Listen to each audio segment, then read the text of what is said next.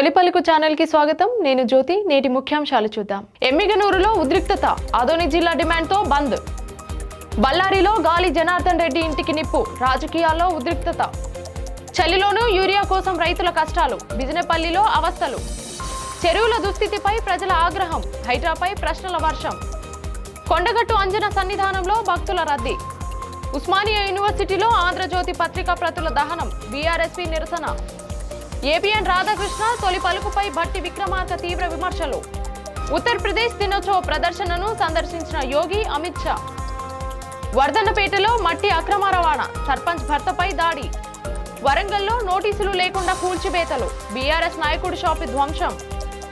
Srirama శోభయాత్రలో rocket ప్రమాదం. Security గార్డుకు తీవ్ర గాయం. కర్నూలు జిల్లా ఎమ్మిగనూరులో ఉద్రిక్తత పరిస్థితులు నెలకొన్నాయి.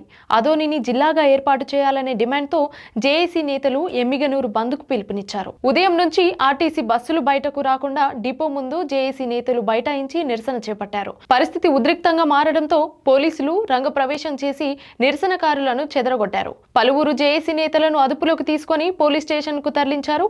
ఈ ఘటనతో ఎమ్మిగనూరులో ఉద్రిక్తత వాతావరణం కొనసాగుతోంది. బళ్ళారి కంటోన్మెంట్ ప్రాంతంలో గాలి జనార్దన్ రెడ్డి నివాసానికి నిప్పు పెట్టిన ఘటన కలకలం రేపింది. ఘటన సమయంలో ఇంట్లో ఎవరూ లేకపోవడంతో పెను ప్రమాదం తప్పింది. అసెంబ్లీ సమావేశాల నేపథ్యంలో గాలి జనార్దన్ రెడ్డి బెంగళూరులో ఉన్నారు. ఈ ఘటనపై బళ్ళారి జిల్లా పోలీసులకు ఫోన్ ద్వారా ఫిర్యాదు చేశారు. ఈ దాడి వెనుక బళ్ళారి కాంగ్రెస్ ఎమ్మెల్యే నారా భరత్ రెడ్డి హస్తం ఉందని గాలి సోదరుడు సోమశేఖర్ రెడ్డి ఆరోపించారు. జనవరి 1న ఇంటి వద్ద కాల్పుల ఘటనపై విచారణ కొనసాగుతున్న వేళ మోడల్ హౌస్ కు నిప్పు పెట్టడం సర్వత్రా చర్చనీయాంశంగా మారింది. నాగర్ కర్నూలు జిల్లా బిజినెపల్లి మండల కేంద్రంలోని యూరియా కోసం రైతులు తీవ్ర ఇబ్బందులు ఎదుర్కొంటున్నారు. అర్ధరాత్రి నుంచే చలిలో వణుకుతూ రైతులు క్యూ లైన్లో పడిగాపులు కాస్తున్నారు. ఉదయం 6 గంటల నుంచే యూరియా పంపిణీ చేయాలని జిల్లా కలెక్టర్ ఆదేశాలు జారీ చేసినప్పటికీ క్షేత్రస్థాయిలో అధికారులు సిబ్బంది ఆదేశాలను పట్టించుకోవడం లేదన్న ఆరోపణలు వినిపిస్తున్నాయి. యూరియా ఆలస్యంతో సాగు పనులు దెబ్బతింటున్నాయని రైతులు ఆవేదన వ్యక్తం చేస్తూ వెంటనే సరఫరా పెంచాలని డిమాండ్ చేస్తున్నారు. తెలంగాణలో కాంగ్రెస్ పాలనలో చెరువుల పరిస్థితి అధ్వానంగా మారిందంటూ ప్రజలు తీవ్ర అసంతృప్తి వ్యక్తం చేస్తున్నారు. హైడ్రా కేవలం పబ్లిసిటీ స్టంట్లకే పరిమితమైందా అంటూ ప్రశ్నిస్తున్నారు. మీడియా కథనాల తర్వాత దుర్గం చెరువు బాధ్యత మాదంటూ ముందుకొచ్చిన హైడ్రా నిజాంపేట, చెంగిచెర్ల, బోడుప్పల్ పరిధిలోని ఫిర్జాదిగూడ చెరువులు పూర్తిగా గుర్రపు డెక్క, చెత్తా చెదారం, మురుగునీటితో నిండిపోయి పరిసర ప్రాంతాల్లో తీవ్ర దుర్వాసన వ్యాప్తిస్తోంది. ఫిర్జాదిగూడ మున్సిపల్ కార్పొరేషన్ పరిధిలో పర్వతపూర్ ప్రాంతంలోని చెరువు దుస్థితిపై స్థానికులు తీవ్ర ఆవేదన వ్యక్తం చేస్తున్నారు. కొండగట్టు అంజన్న సన్నిధానంలో భక్తుల రద్దీ నెలకొంది. సమ్మక్క సారక్క జాతర నేపథ్యంలో ముందస్తుగా స్వామివారి దర్శనం కోసం సుదూర ప్రాంతాల నుంచి భక్తులు పెద్ద సంఖ్యలో తరలి వస్తున్నారు. శనివారం ఉదయం నుంచే ఆలయ పరిసరాలు భక్తజనంతో నిండిపోయాయి. దర్శనానికి గంటల తరబడి క్యూ లైన్లో వేచి ఉండాల్సిన పరిస్థితి ఏర్పడింది. భక్తుల రద్దీని దృష్టిలో పెట్టుకుని ఆలయ అధికారులు ప్రత్యేక ఏర్పాట్లు చేపట్టారు. భద్రత, దర్శన క్రమబద్ధీకరణ కోసం పోలీసులు కూడా చర్యలు తీసుకుంటున్నారు. ఉస్మానియా యూనివర్సిటీలో బీఆర్ఎస్పీ నేతలు ఆంధ్రజ్యోతి పత్రికా ప్రతులను, వెంకటకృష్ణ ఫోటోలను దగ్ధం చేస్తూ తీవ్ర నిరసనకు దిగారు.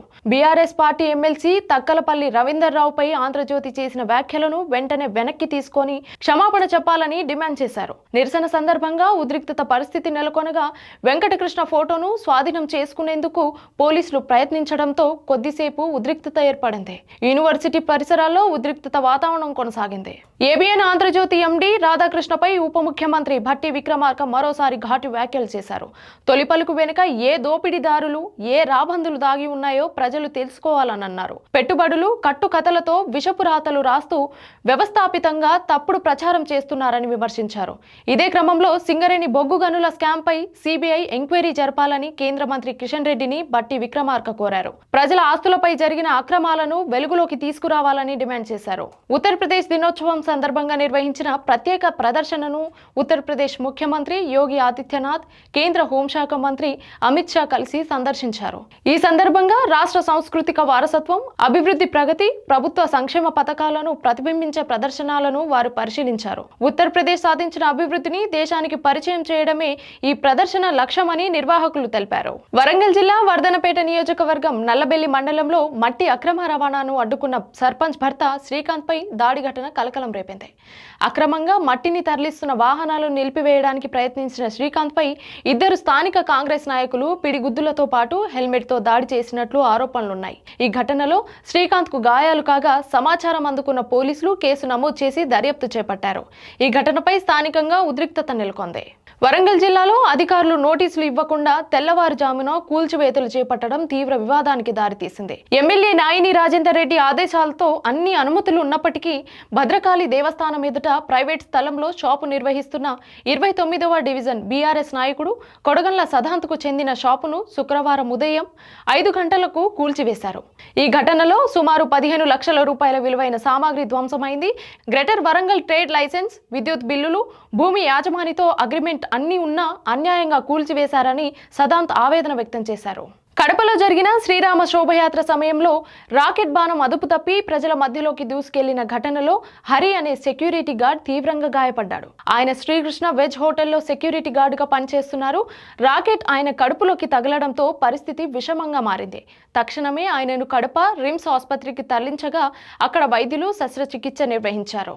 ప్రస్తుతం ఆయన పరిస్థితి విషమంగానే ఉందని వైద్యులు తెలిపారు. ఘటనపై పోలీసులు విచారణ చేపట్టారు. భవిష్యత్తులో ఇలాంటి ఘటనలు జరగకుండా శోభయాత్రలు, పండుగల్లో పటాకుల వినియోగంపై భద్రతా చర్యలు తీసుకునే అంశాన్ని అధికారులు పరిశీలిస్తామన్నారు. ఇది ఇవాల్టి బులెటిన్ అప్డేట్స్. మరొక బులెటిన్తో మళ్ళీ కలుద్దాం. చూస్తూ ఉండండి తొలిపొలికి న్యూస్.